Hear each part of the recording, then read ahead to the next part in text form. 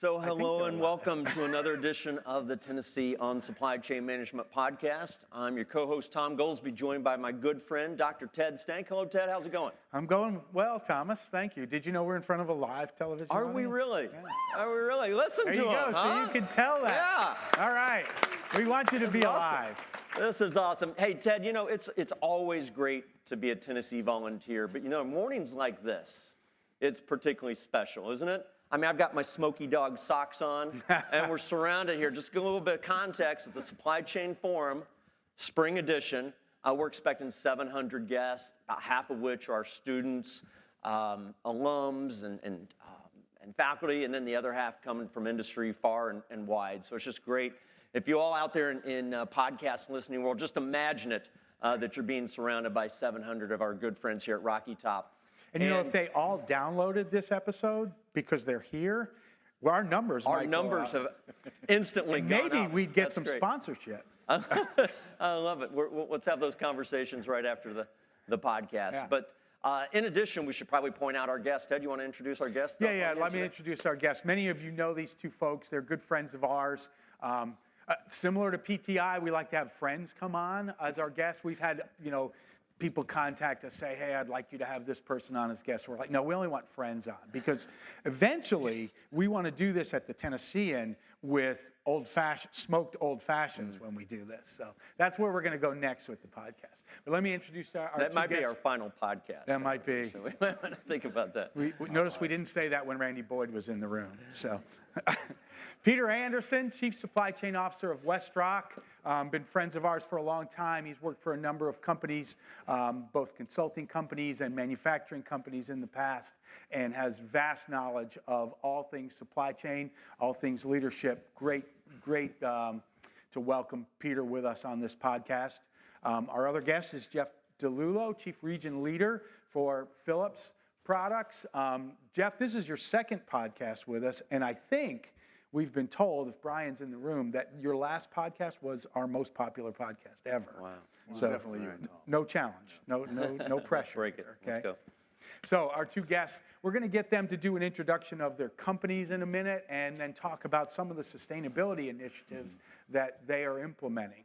This really evolved from our last forum back in November when we had a session on sustainability, and these guys grabbed me out in the hallway and like, hey, we're doing amazing things in sustainability.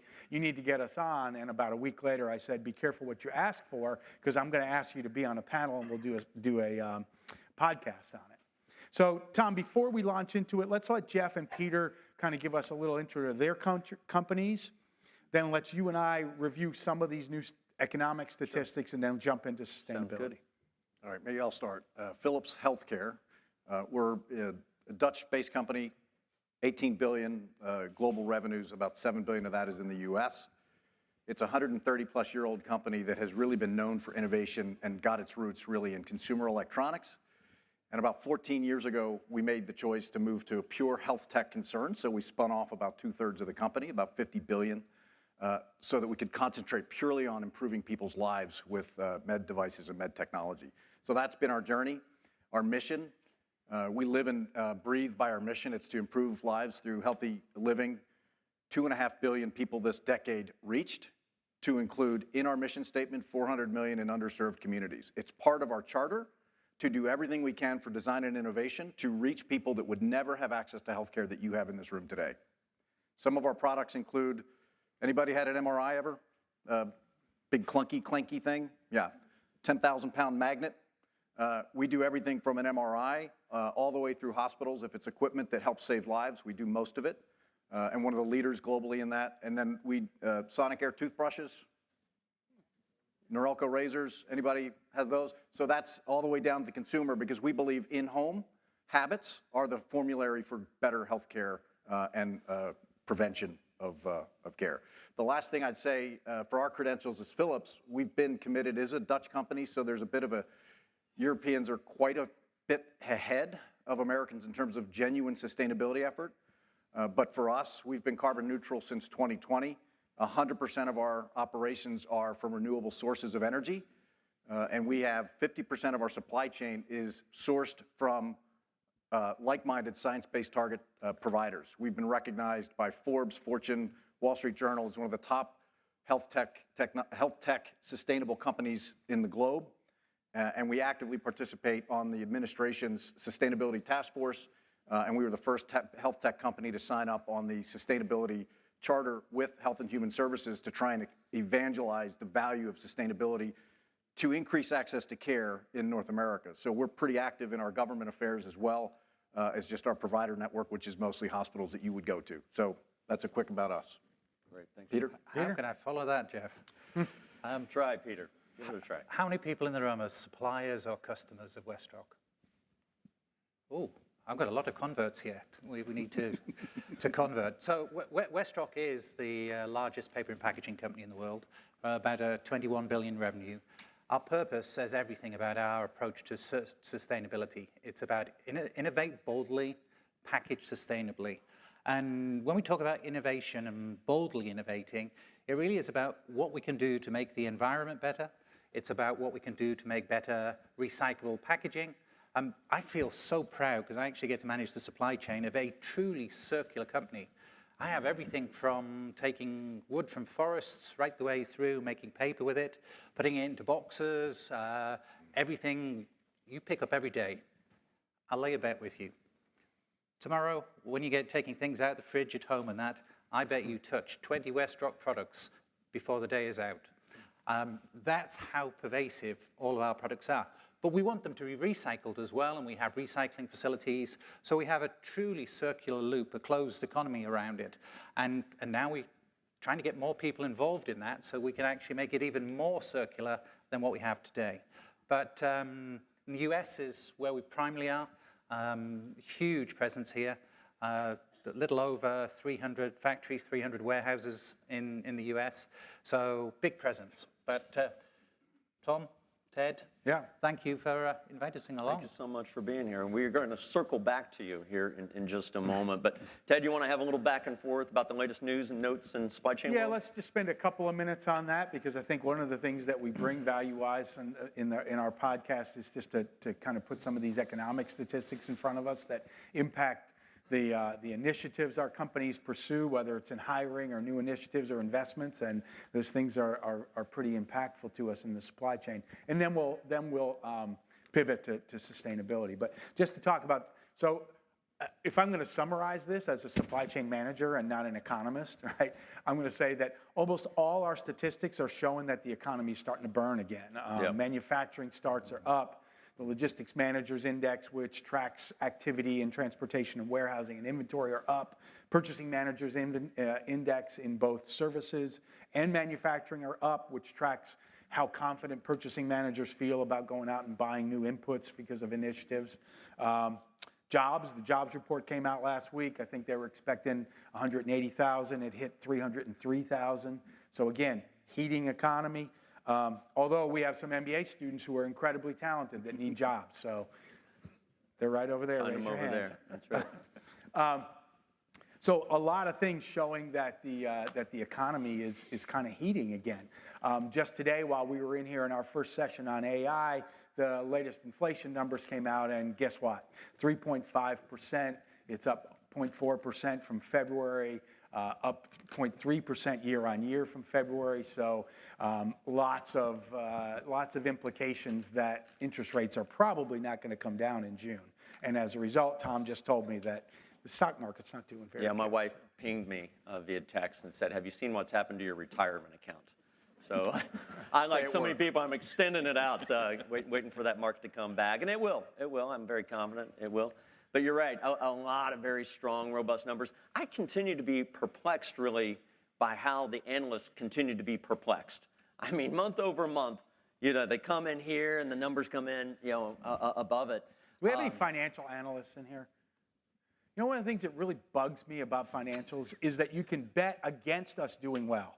And then when we do well, it hurts us. Like, come on. I mean, at least in supply chain, when we have an exception, then we overshoot the next month, right? And over course correct. But yeah, no red hot, and yeah, it's on that news that inflation's up, that we can expect maybe those interest rates to come down maybe a little later in the year, maybe not quite so much as expected. And that was already starting to temper last week. I think it was the Minneapolis Fed chair who opened his mouth and said, yeah, I wouldn't expect that to happen quite so soon. So the market was taking a little bit of hit last week before the Since the we jobs have two report. senior leaders here, how are you seeing all this economic fluctuation and interest rates impacting your initiatives? Are you having a hard time getting capital?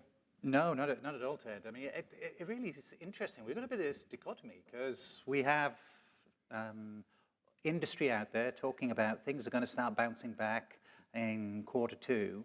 Yet now the latest reports came back and said Q2 is going to be flat. Yeah. It's now going to be Q3, Q4 before we see a rebound. So I've got to admit, I'm not taking bets on economists at the moment. It's the micro versus macro view there. It is. Yeah. Can I tell a relatively off-color joke?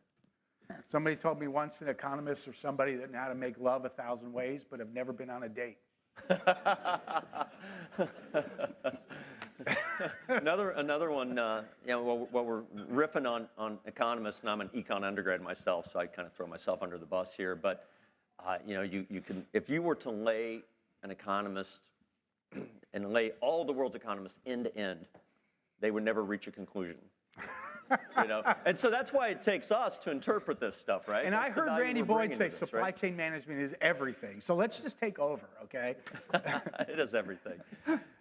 But with that in mind, if we kind of make a bit of a pivot to the sustainability topic, and I got to admit, sustainability has been a passion for me personally for a long time. Do you remember, Stank, when you were on my committee at Michigan State back in 1997, a new faculty member at Michigan State, and I said, hey, I'd like for you to be on a dissertation committee, and I kind of explained what that meant, and fortunately you signed up. Soon thereafter, we did a survey on environmentally responsible logistics. Do you remember that? Yep. Which I think is still a kind of an underappreciated article that was out there. But something else that was underappreciated was that one survey that came back. Ted, do you remember that one? Yeah, these were still back in the days of paper surveys, right? So we're mailing out surveys and getting them back. And one of them came in folded up and it had like ink writing all over it. And it's like, you liberal professors, we know where you're trying to go with this, And it wasn't just that, the message in words, right? Yeah. There was an outline, and I won't be graphic here, but an outline of a hand, and then a projection somewhere in the middle of the hand, and it came back around. We got the message, and we counted the data point, I think, as well. We didn't throw it out. Did we I use think we that did. as part Can't of keep the it in the survey? sample. But anyway, it's been a passion. My dissertation was on consumer recycling before it was cool. I Yeah, guess. and we were in Michigan where, recycling of cans has been a big issue for a long time. It's a 10-cent deposit rule, and they have approved closed-loop distributors to bring it back to. So that was The cleanest, most pristine roadside in America, right? Thanks to that dime deposit. Now, when we first moved to Michigan, Mrs. Goldsby goes shopping at a grocery store, and she sees an advertisement for 12-pack of soft drink, and she goes to the checkout, and they ring it up at the sales price plus 12 times 10 cents. Yeah. And she's like, what kind of scam are you trying to pull here, And she didn't take the purchase. But anyway, we came to appreciate it. But it's been a passion of ours for some time, and a lot of our faculty and students are very impassioned about it here in the year 2024. We offer coursework in it. I've been working on a book for 12 years in sustainability. Finally put the last chapter to bed. Now we just need to update chapters 1 through 11 because a lot's happened in 12 years. I can't believe the publishers stayed with us. But as you think about the world, I think of what the Procter & Gamble chief sustainability officer I interviewed way back when we were starting the book. And he said, the way we kind of look at it is we break our market up. We segment, which is something we teach and preach and using a lot of different criteria. But he said, we've got the evergreens that are perhaps willing to seek out that green product, perhaps even pay a little bit more. They might even have some different performance expectations for that product, be willing to pay a little bit more for a little bit less. Then meanwhile, most everyone else is somewhere in between, altruistic, they want to do the right thing, you got to make it easy. But then there's also the so-called nevergreens that you just can't, there's just no way you're going to bring them over. And so I think that's where we are still, some years later, it's a mixed bag, but you got to somehow resonate. So I just did a little bit of digging before we started this panel, and I found this McKinsey report from a year ago that said that traditional supply chain strategic focus was on service, cost and capital, and quality. Today, the new normal is those three plus resilience, agility, which we could have other podcasts on, and sustainability. So for these guys up here, their job 10 years ago was on service, cost and capital, and quality. And today, their executive boards, their boards of directors are asking them to also be responsible for resilience, agility, and sustainability.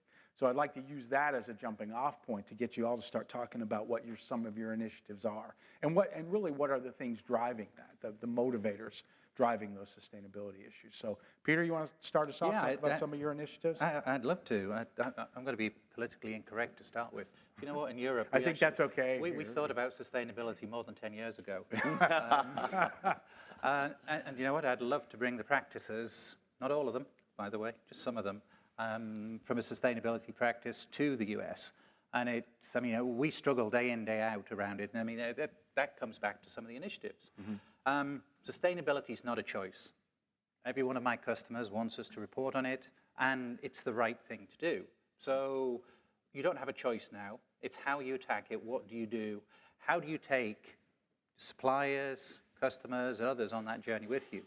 So we have a holistic approach to it. I mean, Jeff and I were talking about it over the last couple of weeks, and it really is about how do you create a network? So a lot of our initiatives are about how do we connect with others to actually drive a better sustainable solution. There's an awful lot around how we manage our facilities, investments in new equipment, how we think about logistics. Do we send something by rail or by road? We have a huge emphasis and effort on actually converting more to rail because it's just environmentally friendly and better overall. But there are, obviously, as many of you will know, cons with sending things by rail as well. But that's just one element from a supply chain perspective. Overall, as a company, we think about it from a water stewardship perspective, how we think about cleansing of water, because we use a lot of water, obviously, in our production processes. There's a lot of the water we take out of the ground or out of rivers, we put back through biolagoons and clean it, and it actually goes back cleaner than when it came out, which is a great thing to talk about. Likewise, we're looking at initiatives around power supply. How do we have the most optimal boilers, heating? How do we cut down on losses so you get that best answer? But also things like VPPAs, virtual purchase power agreements, through solar and wind. So it really is just fundamentally core to everything we do these days in our organization. And everybody, from a site manager right the way through to a salesperson, making that pitch to the customer, has a pitch around sustainability and how we add and make it better as we go through this. That, for me, is the big change over the last 10 years. 10 years ago, we had a choice. Today, we don't. Right. It has to be done. Yeah, Peter, I think we talk about this having a choice, and I actually, my constituency is hospitals, generally speaking, hospitals in North America. There is more of a choice here to not than to do it. So let me give you a little bit of the opportunity in hospitals in the U.S. So first of all, healthcare is the most carbon inefficient segment in the U.S. economy. Most people don't know that. It's even more than oil and gas. 7% of carbon emissions come from healthcare. Now, if you think about it just for a minute, that makes a lot of sense. I've got 7,000 hospitals in North America running 7 by 24 by 365. A lot of lights, a lot of monitors, a lot of power draw. I do these MRI images, I do x-rays. They draw incredible amounts of power, and you have to keep those things on 24/7 and cool them. Cool, yeah. An MRI is a big magnet that spins around, makes a lot of noise, but it also creates a lot of heat. And so you have to cool that magnet with helium has been the trick of the day since the inception of radiology to cool it. It's very environmentally inefficient, and it costs a lot of money. If anybody checked the spot price on helium today, if you'd invested 10 years ago, you wouldn't be in this room. So it's just that sort of natural reality. Now, the other piece of this is that hospitals, unlike many industries, most people don't know, about 90% of hospitals in the US are not-for-profit or nonprofit, community hospitals, smaller regional hospitals that don't make a lot of money. They rely a lot on donations and government funding and reimbursement.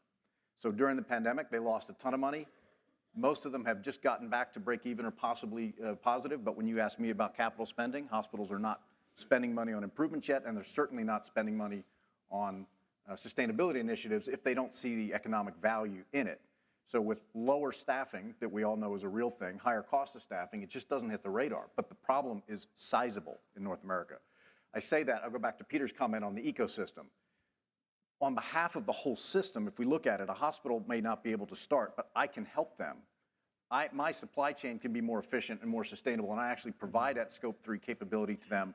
I'll use a couple examples here, but where I'll say in this segment is if I don't work with the federal government, if I don't work with the FDA to educate and help regulate correctly new capabilities around digital technologies to be able to get things out into the market that actually do work faster over remote distances, it's very hard for hospitals to really drive a sustainability agenda. The second area is with reimbursement. I mentioned that. If we don't work with CMS or Health and Human Services to make sure that hospitals can get paid back for the things that they deploy to create that resiliency digitally and sustainability, it's very hard to get them to adopt. So we take the ownership to do a lot of those things to make that three legs of the stool work, not just the OEM in my universe, but also how I deliver better capability and actually help them fund those investments in a very cost-constrained, capital-constrained world. So I'll go here on this one because I want to talk about Philips for a second, because where we, just like Peter, we sort of divided into a couple different areas. Our first area is we've actually trademarked eco-design. Super excited, eco-design, trademark. So we get some royalty from it. But what we do, everything from that MR to that toothbrush, there's an eco-design requirement for us from the very point of innovation all the way through to market that says I've got some sustainability feature. Two quick examples, that toothbrush you get, the easy one, every piece of packaging from a Sonicare toothbrush is completely recycled material. Much of the product itself is from regenerated or recycled material, and then every piece of packaging you can completely recycle and goes right back into that circular system. Peter's team is one of the pioneers in that world, and they are a great example of what doing that at scale looks like across the globe. The other one is that MR. We've spent 10 years taking the helium out of a magnet. So we actually have an industry-leading, first one in the industry, and helium-free magnet. Why is that a big deal? Well, for me, it's exciting because it's totally revolutionary technology that, in my mind, I think, well, it avoids the carbon footprint. Helium leaks, you have to refill it, it's very costly. But when I can put that into a hospital and say, yeah, it's going to cost a little bit more, I got to pay for a better product, I might charge you 10% more for a helium-free magnet, but you're going to save 25 to 30% on your operating costs because you'll never have to buy helium, you'll never have to quench it, you'll never have to run it 24/7 like you do today if it's not in use. I can actually put dollars to it, and I'll talk about that later, how we actually can do that economic valuation. That's a big deal to a hospital. That's an immediate no-brainer to a CFO. Yeah, that's such a great example because by virtue of reframing the problem, you've suggested that there's not necessarily a sacrifice to be made, right? In the performance of the product, the economics, it does require a different business model, different approach, and certainly different supply chains to get there.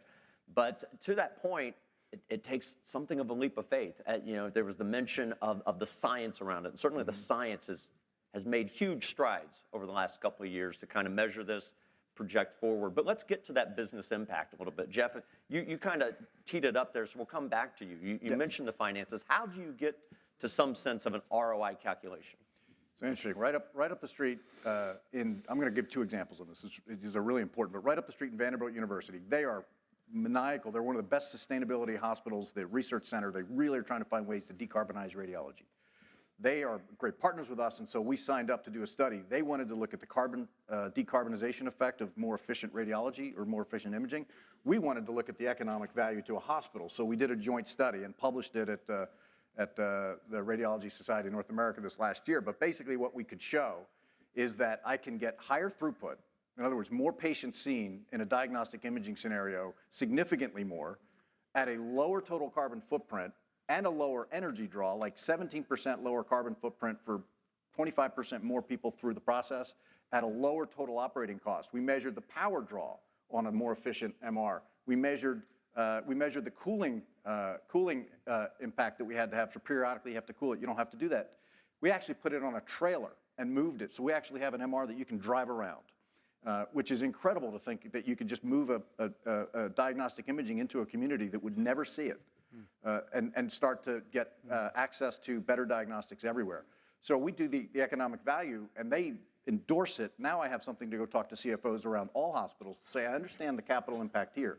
The second aspect is we're doing more with business models to make it more of an operational type of model. It seems pretty simple, but to get people over the hump of what they have to commit on a capital, but if I can stream that out over a long period of time, I actually am able to start bringing technology refreshes that significantly reduce their scope 3 because I'm giving them visibility to it, but I'm also reducing their scope 2 because they're drawing less power to operate their facility in tangible ways when they really need the money. You know what I love about these stories, and Peter, I want to get your take on this in a second, but let's say 25 years ago, not 10 years ago, but 25 years ago when that respondent to Tom and my survey reacted so viscerally and negatively about what we were talking about. What I love about our stories today is that sustainability initiatives are good business. You know, they're not like, let's do something because it's the right thing to do, which it is, but it's also good business. I mean, it's good business sense. I mean, if we could fill a truck up from 64% loaded to 75% loaded, that saves us money in transportation, but think of all the other implications it has from a, And I just want to add just a little more commentary for our students' benefit. It sounds like what you're saying is you're going beyond the purchase price, right? And making that decision, even going beyond landed cost. And it's something we teach, total cost of ownership. Where's Wendy Tate? See, we do, there you are, Wendy. See, we listen. And it is looking at the full life cycle of that product. And I think later you're going to be talking about not just a single life cycle with your products, but multiple life cycles. So we'll save that. But Peter. I mean, we were actually talking about it just before breakfast today, where there's actually an argument now. And Wendy, if you have it in, I apologize. But actually putting in some sort of ESG calculation into the TCO, which there's nobody I know of from my consulting days that actually calculate things that way. You do it because it's the right thing to do, and because, I mean, to your point, Ed, eliminate waste. We can move from 80 tons loading in a rail car and put 83 tons in instead.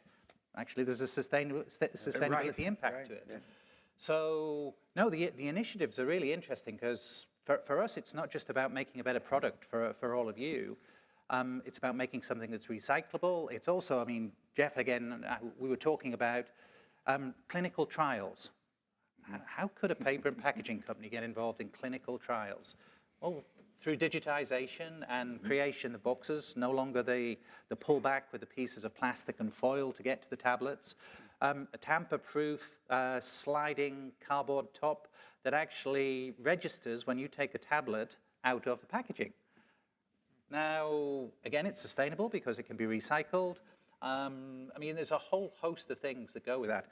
But the bit I wanted to focus on, and the bit that really gets me excited, is many of our businesses haven't thought about some of the opportunities that we have, like sort of for byproducts, the selling things back into the sustainability circle. I mean, one of the things that we have is this thing called CTO, crude tall oil. I won't try and explain what it is, but it's a byproduct of what comes out, and guess what? It's a key constituent, key component of making sustainable aviation fuel.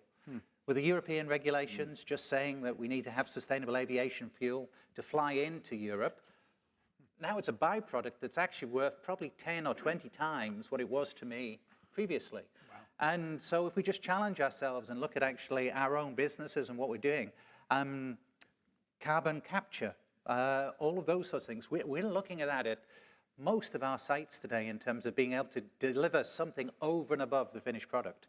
And I think that's a challenge for all of us. Can I pee off something Peter said? Please. Like this excites me. How many of you have been in a hospital where you've had a nurse come in and administer something, a blood sample or medication, they've scanned something or done biometric? Raise your hand if you had anybody. Okay, so a lot of you see this technology deploying in hospitals. Hospitals are great places to get attention. The problem is it's very expensive and it consumes staff that isn't really in the ranks anymore. So to get people back to home would be a great opportunity. Digital capability, what Peter just talked about, you can measure somebody opening a package, but you don't actually know if they took it. So today, if I can send somebody home and I can measure, at least I know they opened it, whether they gave it to their cat or they flushed it down the toilet, who knows? But the number one problem with readmissions in North America, which is a very expensive thing, is that people don't take the medication they go home with. They have a recurrence, particularly with heart or stroke-related victims. They have a recurrence and they have to get readmitted. So the cost goes up tenfold.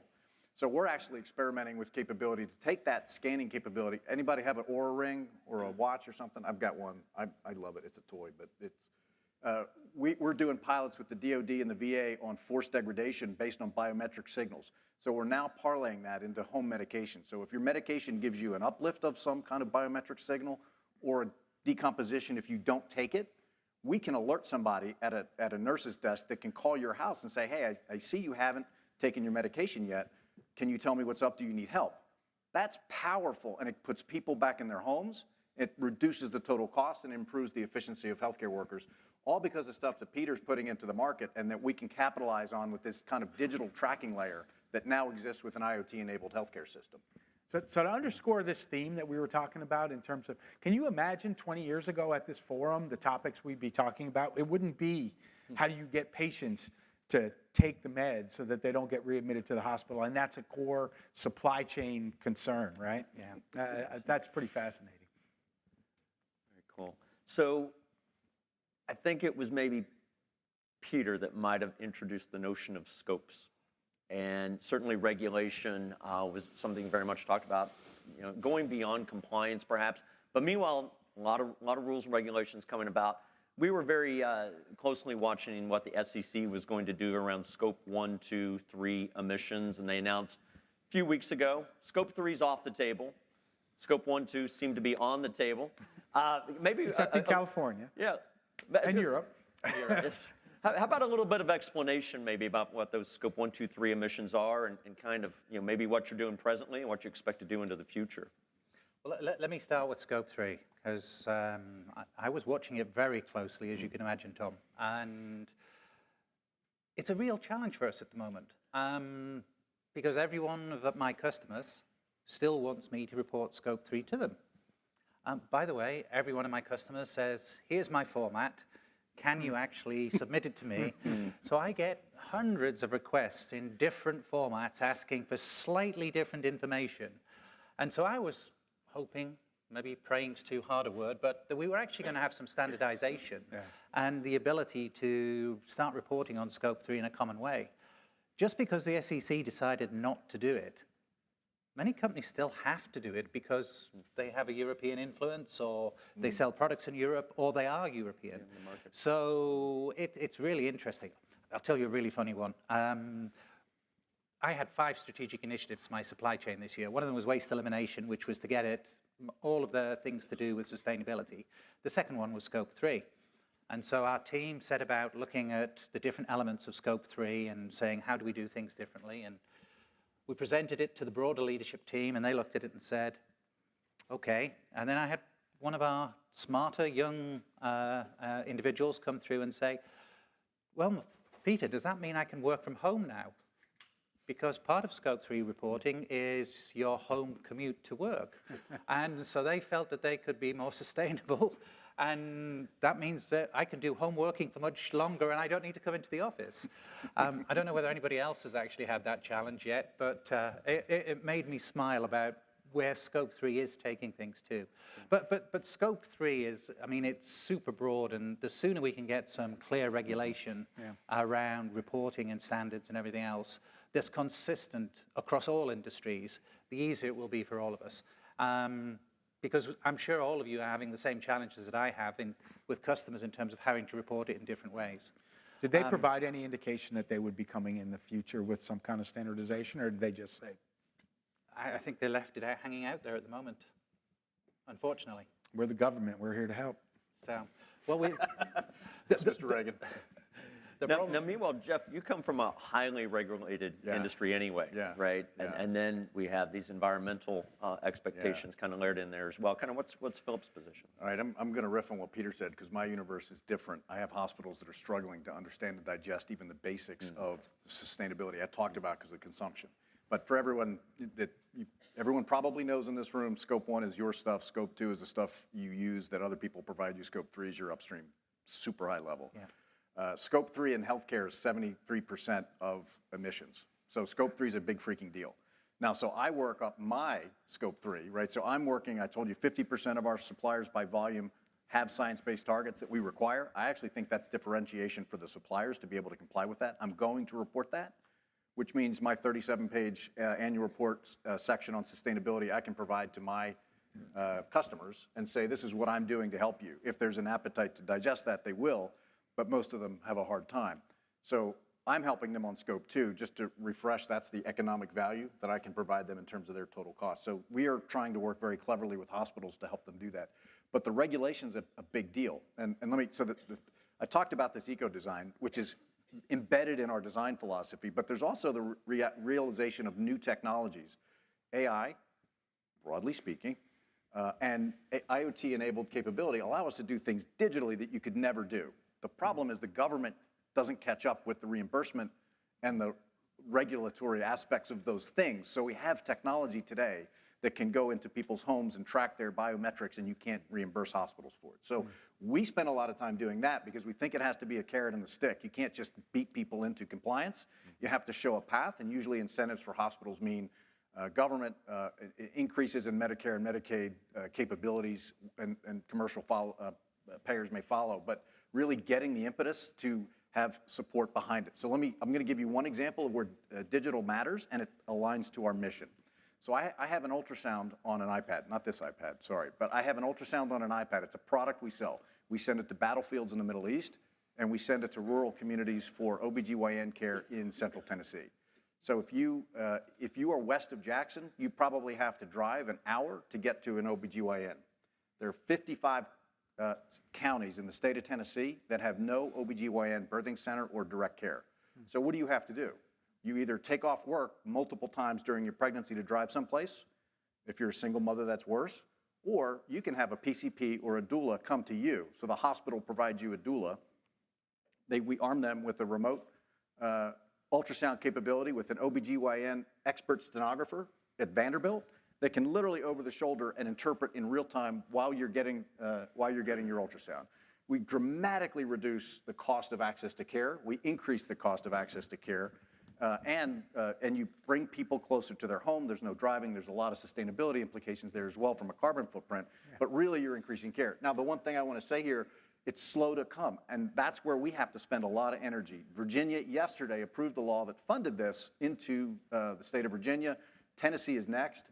But we're going to multiple states to do this because if you get the regulatory side, the incentive or the carrot, it goes much faster. And then you're getting the decarbonization effort and you're increasing care along the way. Better care, more people. It's amazing what we can do with technology today. That's fantastic. Now, I mean, for me, Tom, I mean, the regulatory piece plays a huge leg in what we do from a recycling perspective. I mean, one of my biggest challenges is actually getting recycled material into my recycle plants. And by the way, I take mixed waste. I mean, I'll quite happily take cardboard, plastic, aluminum, steel, concrete blocks sometimes. Yep, people put those into waste, saying they're recyclable, which is always interesting. But we just can't get enough of it. And it's because we don't have a culture of recycling in the US. So do we actually have to start thinking differently to get people to recycle more? Gut feel tells me we're not going to enforce it too well in the US. So how do we create something that's more, it goes back to the very start of this conversation, do you actually create something where there's an incentive? You get your 10 cents when your pizza box goes through the waste recycling center. Yeah. Is there a way of actually digitizing that to be able to track it back and say, oh, that's Tom's box. Let's put it back onto Tom's credit card because he deserves it because he recycled it. I think there's a lot of misinformation too about recycling. You know, I think I'm just going to use my own example. When we first started recycling, I was very excited about it. Put everything in the recycling. Then you start hearing, well, there's a lot of scams in recycling and the plastics that have the different recycling numbers. We think that they're getting recycled, but they're not really getting recycled. And so I think from a consumer standpoint, I think a lot of people are a little bit leery about what they really can put in and what they can't put in. Yeah, we've really been focusing on transparency. We even talked about that earlier in the forum, you know, and it's really kind of focused on that inbound side of the business. But to your point, having that transparency of the closed loop, and it's like, where's this stuff go? Is it really being put to some productive use on the far side of my consumption? Yeah, I mean, to Peter's point, that's a big aha, I think, for all of us, that he can't get enough recyclable material. And you know, COVID was a nightmare. We didn't have drivers to pick up with garbage trucks. Sure, yeah. So guess what? Instead of the recycling truck coming round and then just maybe 10 minutes later, a separate truck coming around and collecting the normal garbage, we'd have the recycling truck drive up the road so people still think they're getting things recycled and they're paying a little bit of a premium for it, And guess what? He'd do a U-turn at the top of the road and come down and put the garbage into the same truck. Oh, jeez. So something as simple as getting enough drivers to actually be able to do the collections is a challenge. Yeah. So I think we've done a great job of kind of capturing where we are and how we've gotten here. But what about into the future? What are the two of you seeing? There's been a little bit of reference to maybe how digitalization, tools, logic, business models need to adapt. Even, again, how the regulatory, statutes need to adapt as well. But what are you seeing within your businesses in terms of, Peter, you mentioned the initiatives, and amazing to hear that, going to focus on the recyclability of product, closing that loop. And Jeff, you've spoken of net zero 4 years ago, all right? So what's kind of the future? What are the goals and organizations, and how do you expect to get there? I mean, we have a science-based target of reduction of 27.5% SBTI, and so we are absolutely working towards doing that, and a lot of that is through upgrading our assets. I mean, my average mill age is 57 years old. That's not to say that I've not had any investment for 57 years, but it feels like it when you walk into some of them. I'd take 57. No, one at 113, Ted. Is that right? No, I won't take that. Almost as old as Tom. Yeah. But no, so there's a lot of opportunity for us to keep actually investing in terms of developing new technologies, new chemicals, new materials. I mean, for those of you that drink your coffee every morning, I mean, that chemistry on the inside of the cup in many instances is actually a poly layer. So inventing cups with a different type of chemistry that is absolutely recyclable. I mean, those different types of things. Grease-proof cardboard. I mean, 4 years ago, did you ever see meat products actually in a cardboard container? And the answer was no, because blood bled through and there was a problem. Well, today, the chemistries allow us to actually have it fully recyclable, but also to increase that barrier. So we're using cardboard products for much greater use than we ever did in the past. So that's the big initiative. For us, big push, and if you listen to our investor calls, plastics replacement is the way forward. I mean, we can recycle our own materials, we can create that circular economy much, much harder. There was a great comment made by one of the big drinks companies that I was talking to. It was about 12 months ago. And this particular individual said, if I took all of the recycled plastic that I need to make the bottles for my drinks, nobody else in the world would have any. Is that right? So there's an even bigger problem from a recycling perspective for plastic than there actually is with cardboard and paper and corrugate.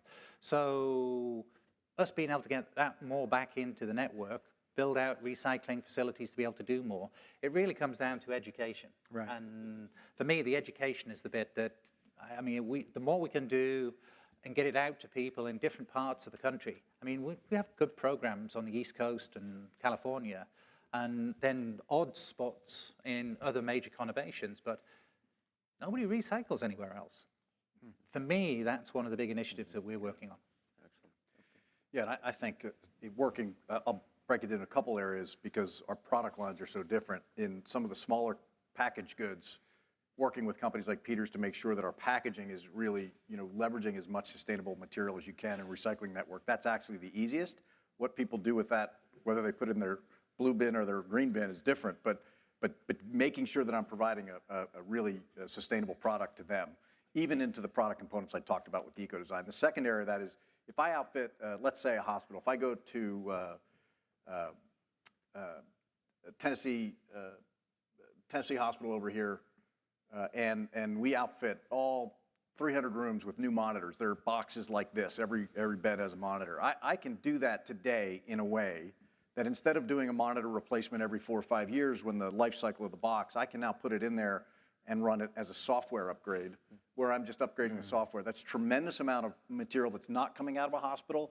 It's better future-proofing and economics for the hospital, and I can actually do more at the software layer. So technology is enabling me to interact with devices with less boxing, less in and out. And then the big ones here, I always go back to the MR because if you can solve that problem, a 10,000-pound magnet, what do you do with that? So keeping those systems in use longer. So if an active life cycle is 10, how do I stretch 2 more years with upgrades and things that I can do in place? And then one thing we've been getting very good at in the last few years is how do I responsibly recycle that product? So if I take it out, the hospital's not taking it out. I actually offer the service. I'll take it out, I'll take it back, thank you. And then I'll either break it down to the lowest possible parts, use everything I can for aftermarket support, or I grind it up and make sure everything's done in a recyclable way. Or one thing we love to do, because it actually helps our mission, is refurbish and reset to a secondary market or access to care for people that would never have access to care. I go to this the maternal mortality thing. So we have a partnership with the Philips Foundation, but also with another company called MedShare. It doesn't matter, we've got many of them, but we'll take it and then offer it to them. They go into the South Bay area in Oakland, where black mothers and babies have a 3 times higher likely death rate than white babies in counties just next to them in South Bay, Silicon Valley. And we have them partner with clinics to deploy and train these assets so we bring access to care, not just in the US, but also around the world. But these are ways if you can extend the life of a product that has a life, and then I can still bring it back through our circularity program. By the way, interesting fact, we even take the cellophane wrapping of the pallets that come into our recycling branch, North American recycling branches in Nashville. We even turn that over to TennDOT, and they grind that into the asphalt that Nashville roads so desperately need. Amen. And by the way, that's such a compelling example of your closed loop circular example. And you featured it when you were last with us in the podcast. I think it was fall 22. And so I encourage people, if you want to learn more about that example, you can go back and find it in the library. Also, I included that in our supply chain textbook and also my sustainability book. Do I get a royalty? You'll get a share of the cut. something. Yeah, it's not exactly a get-rich-quick scheme, so stay with it. Tom, you want to go to the screen and see if we do some Q&A? Yeah, why don't we do Peter. that? No, I just I want to throw please. one last thing. I saw something I'd never seen last week. I was on business in India and took some time out before I left Mumbai and went to the largest slum in Asia. And you expect to see things that are not great. This place was the mother of ingenuity. You wouldn't believe what they were doing.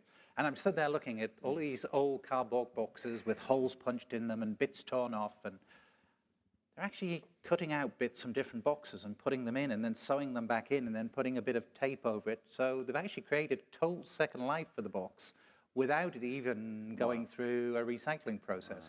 I mean, it was fascinating, some of the things that we're actually doing there. So I think we just have to open our minds to things that we can do differently as well. Yeah, well said. Well said. Very good. Ted, you want to take a question? And Do you want to touch on this greenwashing question? How pervasive do you think it is? I mean, I think you guys have provided some amazing examples of true innovation, but do you feel that that greenwashing is prevalent across industry? I think there's a desire to want to go here. I think people lack the skills and the impetus. Unless people can understand the total value chain creation in sustainable innovation, and you really work as partnerships, it's very hard to get started. So I wouldn't call it greenwashing. There's plenty of that, but I think people that are actually deeply committed to it, it's probably much fewer than those that talk about it. The other thing I just want to add on this, and Peter, your thoughts. ESG is like a dirty word in some parts of the country. Sorry. There are really good things that people should be doing. Do you not believe we should not be contaminating our earth, right? Like, it's just common sense. So don't throw everything away with your ideology, because there's a lot of good things that happen for our kids and their kids when we do things responsibly. And that's part of our commitment to our own planet, that we should just practice. And I would go back again to the notion that even if you are like totally opposed to that, you think all this science is BS, there are really good business case reasons for doing this, right? Yeah. You know, just as I used to spend a lot of my time, teaching, preaching operational excellence, and I'd speak of those beautiful days when you could serve a customer better at a lower cost, right? Those are the great ahas. That's the true innovation. And I think we have that opportunity here to bring forward better solutions, perhaps at a lower cost, perhaps at healthier margins, and have that positive impact on society and environment. It goes back to the TCO piece, Tom.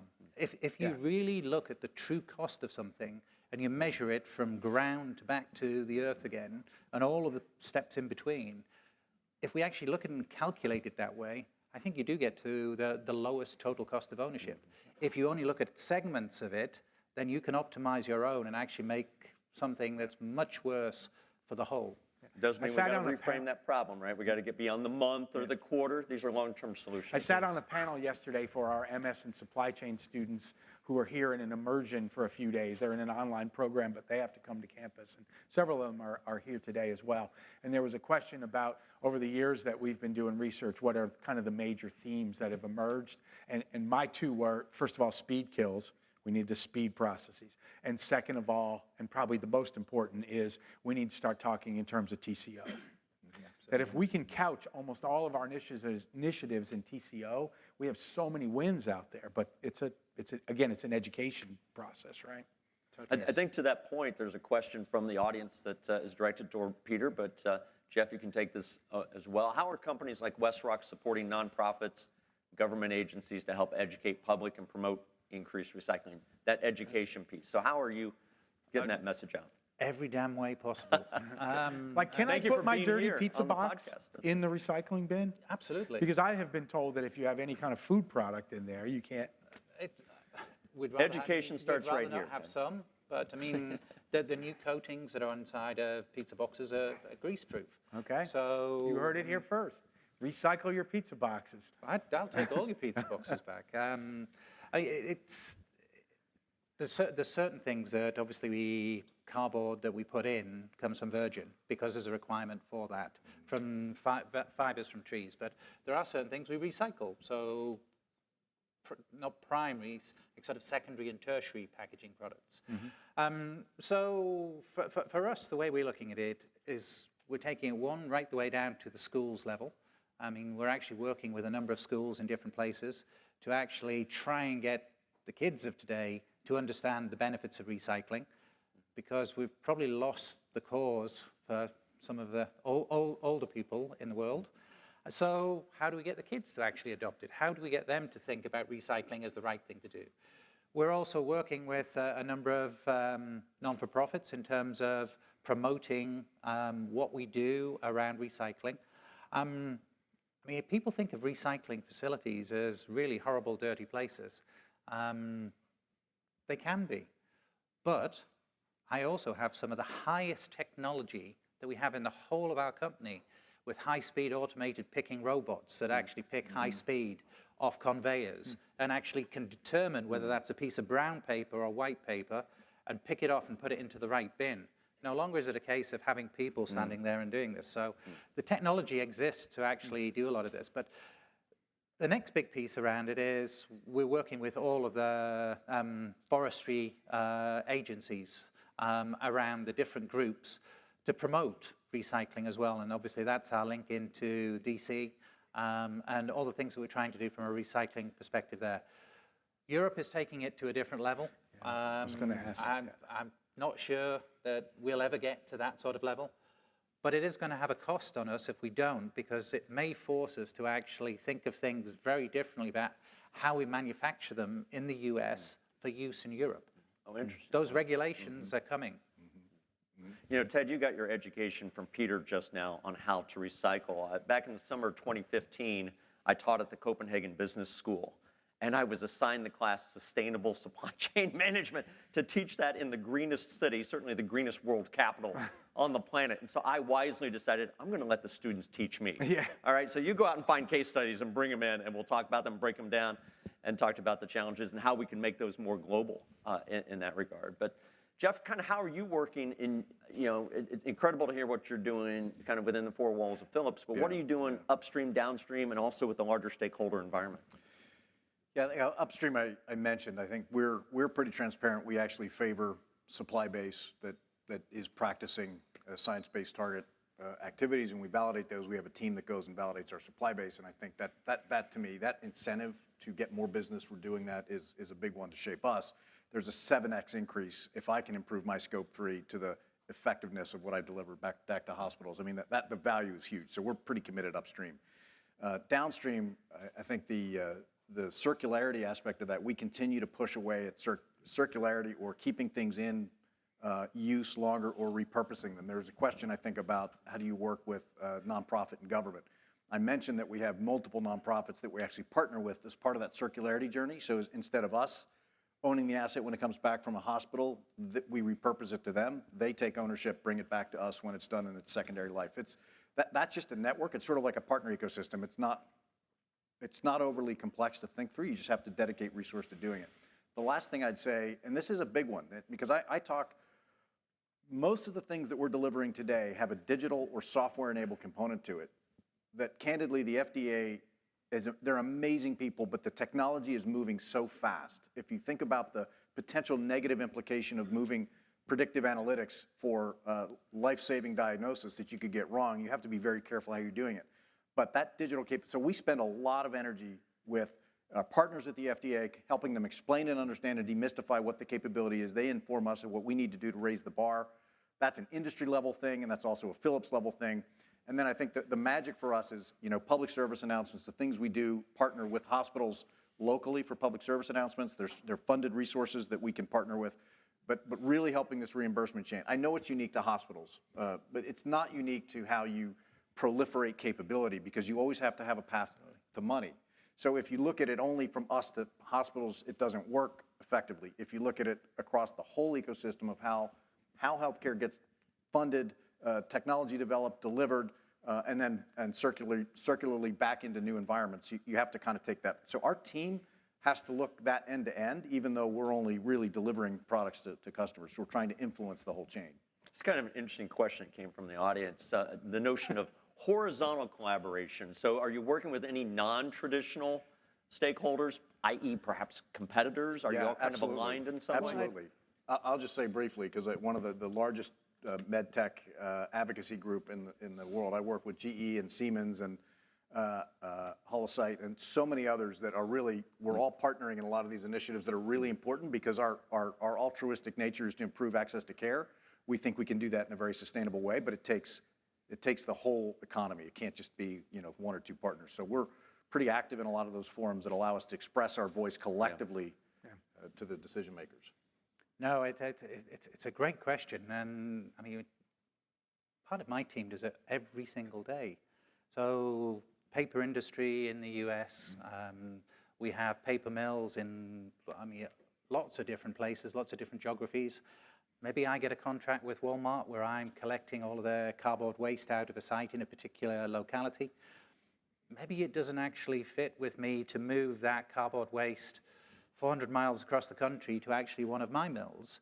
We'll actually do a trade with our with our competitors and say, how about you give me some of yours in this area and I'll give you yours, and we both win, and the environment wins, because we don't have the logistics costs associated with it. So we do have a very active trading network around that as well. It's not just about getting it the best price for us.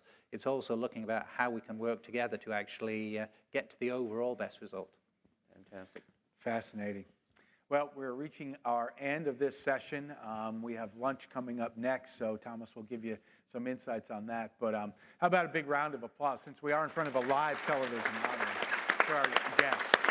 Guys, I could talk to you all day long. What are you all doing April 9th, 2025? Should we book it or what? Let's bring it. Yeah. Thanks again. Great session, y'all. I really appreciate your insights on this. This is great. All right, we'll put a wrap on it there. And again, just remind our friends out there, you can find us at gsci@utk.edu and put a wrap on it. Till next time, thanks so much.